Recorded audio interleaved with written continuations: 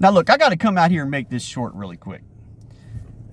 It's just there's a lot of crazy talk going on out here. A lot of crazy talk. Now, I'm sitting here listening to Dash and Cop Pizzle, their little live stream that they had the other day. Listen to me. These are two content creators that I respect more than I can even tell you, okay? But these two came out the other day. They're talking about how we're going to beat the Washington Commanders. No questions asked, saying it with complete conviction that we're going to come out here and just beat the Commanders game number 1. Showing this team no respect at all. Listen to me. I am a diehard Giants fan. But again, I'm not going to come out here and just lie to you. I do not do this. I try to tell it to you as straight as I possibly can. That's all I'm trying to accomplish here. But Cop and Dash, they're out here talking about how we're going to beat the Commanders. Listen to me, man. This is a team that did everything in their power to improve their offensive line. Brought in Laremy Tunsil in a trade. Drafted Connerly in the first round. A guy that completely neutralized a pass rusher like Abdul Carter when they went up against one another. This team has Ben Sinnott, who they drafted in the second round. Wasn't even used last year. We don't even know how they're going to use him this season. Adam Peters was around George Kittle for an extremely long time. He has a plan for that guy. And I keep on telling people this because nobody ever brings his name up. Everybody's just centered around Zach Ertz, Terry McLaurin, Noah Brown, who's I think is nursing an injury right now.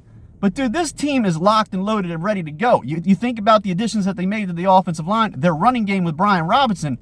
And I've already said, man, if I was the Commanders coming out game number 1 against us, I'd stick the ball in Brian Robinson's gut at least 20 times plus. When you think about how this team has been ranked from a rushing standpoint when it comes to stopping the run, that's exactly what I would do as the Commanders if I was drawing up a game plan against the Giants week number 1. I would run the ball straight down our throats until we proved that we could stop them. Using the RPO, I would run Jaden Daniels at least 5 to 6 times on top of the 20 carries that I give Brian Robinson. I would, without a shadow of a doubt, make the New York Giants prove that they could stop our running game. I would beat the living hell out of us. And you have to think about this, man. You have 3 pass rushers going up against this improved offensive line. I hear people out here talking about how Jaden Daniels is going to go through a sophomore slump, this, that, and the other. I don't see how that happens with the improvements on the offensive line. This stuff is just crazy to me, man.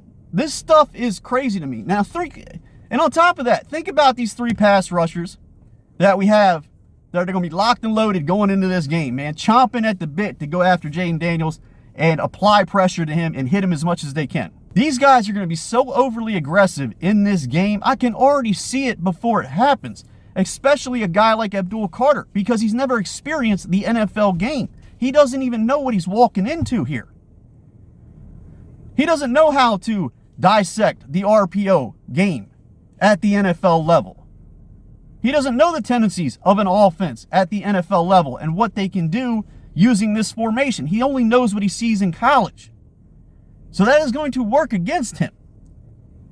You know, we always talk about how Kayvon and Brian Burns, when they come off the edge, they're just looping around the backside of the quarterback. I could see a lot of that out of Abdul Carter in the very first game.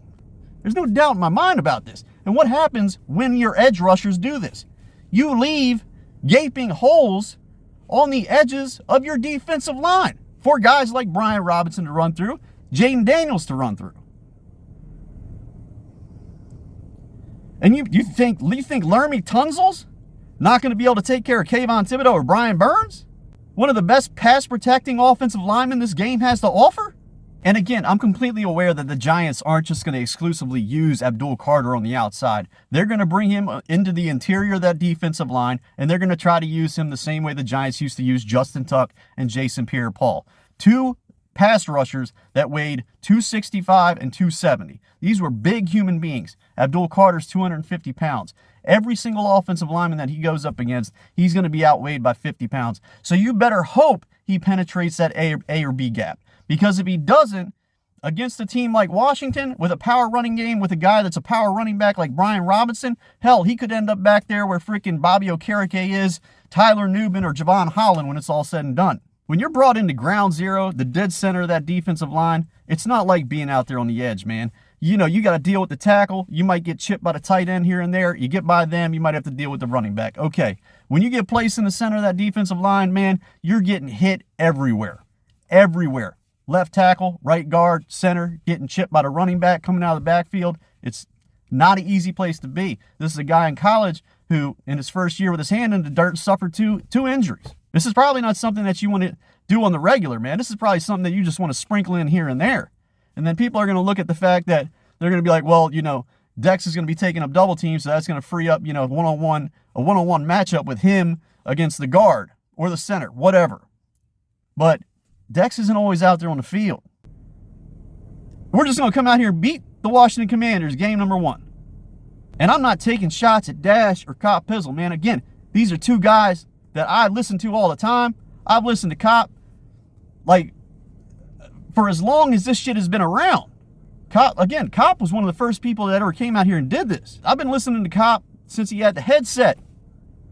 Back in 07, maybe even before that, when Bad Dog was just starting out. Mythos. Most of y'all don't even know who the hell that is. The originator of the Giants Mafia. Came in right along with Cop Pizzle. I've been around for that damn long. I just never made videos. This stuff is crazy to me. My only goal out here is to bring you the truth. That's it.